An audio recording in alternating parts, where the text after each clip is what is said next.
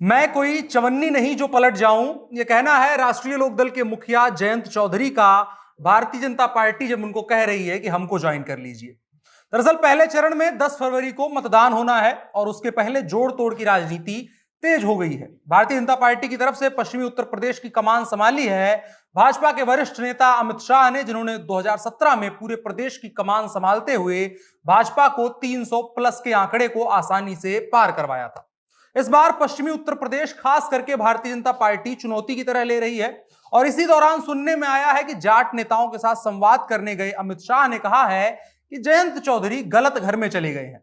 आपको बताएं, जयंत चौधरी समाजवादी पार्टी और भारतीय जनता पार्टी में आते जाते रहते हैं, मतलब गठबंधन करते रहते हैं। इस बार वो समाजवादी पार्टी के साथ गठबंधन किए हैं और फिलहाल वो गठबंधन पश्चिमी उत्तर प्रदेश में मजबूत नजर आ रहा है और भारतीय जनता पार्टी के लिए कठिन चुनौती बन रहा है, जिसके मद्देनजर ये तमाम कवायद हो रही है और जयंत चौधरी का बयान आया है इन तमाम चीजों के बीच में। और अमित शाह लगातार बीते 10 दिनों से भी ज्यादा वक्त से पश्चिमी उत्तर प्रदेश के दाएं बाएं घूम रहे हैं। आइए समझते हैं पश्चिमी उत्तर प्रदेश में अमित शाह क्या कर रहे हैं और जयंत चौधरी के साथ मिलकर के समाजवादी पार्टी किस तरीके से पश्चिमी उत्तर प्रदेश के पहले 2 चरणों में भाजपा को हर कोशिश नाकाम करने और अपने तरफ वोट को खिसकाने की कोशिश कर रहे हैं। नमस्कार, मेरा नाम है अनुराग मिश्रा और आप देख रहे हैं जनता जंक्शन। राष्ट्रीय लोकदल के मुखिया हैं जयंत चौधरी। उन्होंने कल एक कार्यक्रम में कहा कि मैं कोई चवन्नी नहीं हूं जिस तरह से पलट जाऊंगा।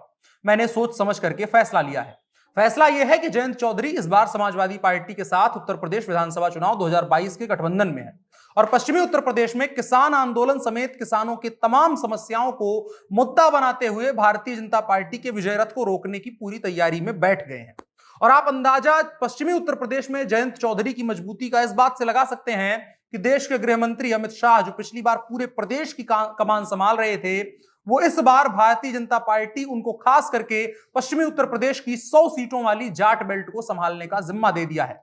और जयंत चौधरी को लेकर के कई जगहों पर अब तक ये कयास लगाए जा रहे हैं कि अभी भी वो पलट सकते हैं, क्योंकि उनकी पलटने की आदत रही है।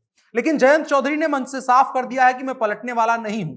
उन्होंने भाजपा पर निशाना साधते हुए कहा कि यह परीक्षा की घड़ी है, 5 साल बाद हम सबको मौका मिल रहा है, भाईचारा जिंदाबाद नारा है हमारा, लेकिन इससे किसको एलर्जी है आपको पता है। जयंत चौधरी यहां पर भाजपा का इशारा कर रहे हैं। उन्होंने लखीमपुर खीरी में हुई हिंसा पर भी भाजपा पर निशाना साधा और खास करके अमित शाह पर कहा कि जब लखीमपुर खीरी में किसानों को रौंदा गया था तो अमित शाह कहां थे, आज कौन सी ये बैठक कर रहे हैं। जयंत चौधरी ने इसके आगे कहा कि गृह मंत्री ने मुझे कोई ऑफर नहीं दिया है, ये अब जोड़ तोड़ की राजनीति करना चाहते हैं। बीजेपी के लोग सरकार में मलाई खाने के लिए बैठे हैं। चुनाव के बाद बीजेपी जाने की बात निराधार है, मैं दिशा बदलने वाला नहीं हूं। यह अंदाजा लगाया जा रहा था कि अगर सपा का गठबंधन सफल नहीं होता है, सरकार नहीं बनती है, तो चुनाव के बाद भी अगर कुछ सीटें भाजपा को कम पड़ती हैं, कुछ जोड़ तोड़ पड़ता है, तो जयंत चौधरी उधर जाएंगे। लेकिन अब उन्होंने साफ कर दिया है कि इस तरह का उनका कोई बयान नहीं है, यह सब बातें निराधार हैं। उन्होंने आगे कहा कि मुजफ्फरनगर किसान के लिए क्रांति भूमि है, नफरत की प्रयोगशाला मुजफ्फरनगर को नहीं बनने देंगे। एक आध जगहों पर टिकट मांगने वालों के बीच मायूसी रहती है, लेकिन अब सब कुछ ठीक है। जो लोग कोशिश कर रहे हैं देश की फिजा बिगाड़ने का, हम मुजफ्फरनगर से ही भाईचारे का नारा देंगे। कैराना में हिंदू पलायन का मुद्दा फर्जी है, यह सब कुछ उन्होंने कहा है भारतीय जनता पार्टी और गृह मंत्री अमित शाह के जवाब में जयंत चौधरी ने।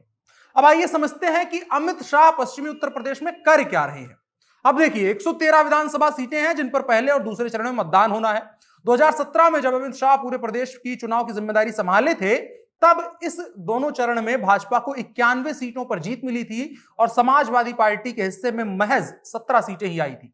और भाजपा नेताओं का मानना है कि उस वक्त आधे से ज्यादा जाट वोट भारतीय जनता पार्टी की तरफ गए थे। लेकिन इस बार समीकरण दूसरा है।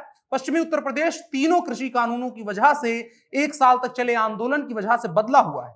भले ही कृषि कानून वापस ले लिए गए हों, लेकिन अभी भी किसान और पश्चिमी उत्तर प्रदेश के लोग भारतीय जनता पार्टी से दूर हैं, ऐसा एक ऊपरी आकलन लगाया जा रहा है।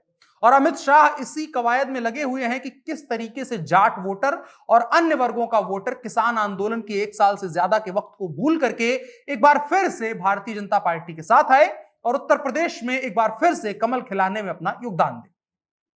पश्चिमी यूपी में करीब 18% जाट है, यहां पर 25% मुसलमान वोटर हैं।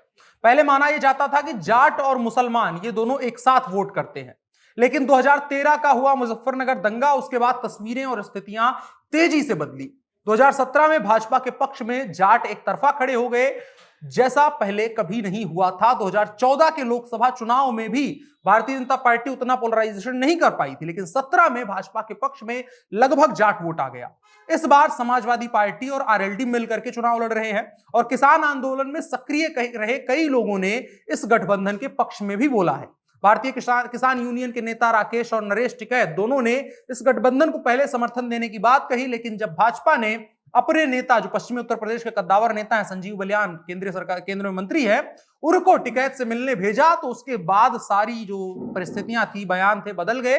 टिकैत ने कहा कि भारतीय किसान यूनियन निष्पक्ष रहेगा, लेकिन बीजेपी को अभी भी चिंता है कि अगर वो वोट भाजपा के पक्ष में नहीं आया तो बीजेपी की मुश्किल पड़ सकती है, क्योंकि 25% मुसलमान वोट में से बहुत कम वोट भाजपा के पक्ष में जाना है, वो सपा बसपा में बंटना है। लेकिन जाट वोट जो है वो एक मुश्त भारतीय जनता पार्टी के पक्ष में 17 में आया था, और अगर इस बार नहीं आया तो भाजपा के लिए जो 91 सीट वाला उन्होंने मिथ एक बनाया है, जो एक तरीके का एक नया पेरीमीटर आंकड़ा सेट किया था, उससे बहुत नीचे चले जाएंगे।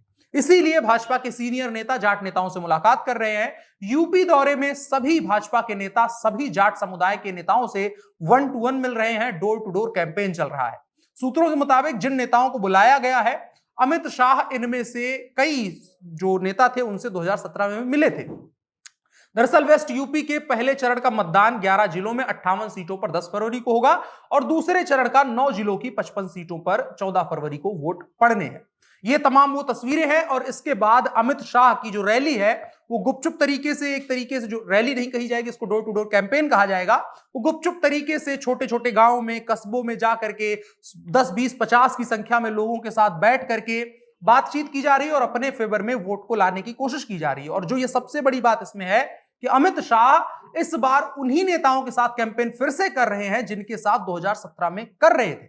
इसका साफ मतलब जाता है कि जो नेता, जो वोट बैंक जो बनाया था उस वक्त अमित शाह ने, वो आज भी अमित शाह के पास में है। दोनों के लिए अपने आप में चुनौती है। जो तस्वीर आज से 1 महीने पहले साफ नजर आ रही थी, वो अब जैसे जैसे चुनाव नजदीक आ रहा है और धुंधली होती जा रही है। देखने वाली बात होगी कि पश्चिमी उत्तर प्रदेश का ऊंट किस करवट बैठता है। आपकी क्या राय है, कमेंट बॉक्स में बताएं और साथ ही साथ इस वीडियो को साझा भी करें। मेरा नाम अनुराग मिश्रा है, आप जनता जंक्शन देख रहे हैं। कैमरे पर मेरे साथ ओम प्रकाश हैं। शुक्रिया।